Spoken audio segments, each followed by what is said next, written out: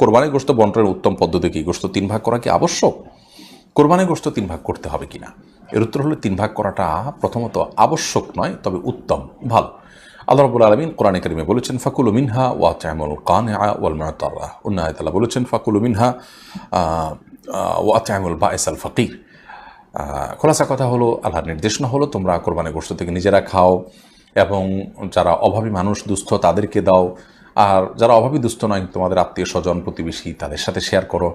অর্থাৎ এই 3 ভাগে ভাগ করে আপনি কোরবানির গোশত দিলে বা ব্যয় করলে, খরচ করলে সেটা উত্তম।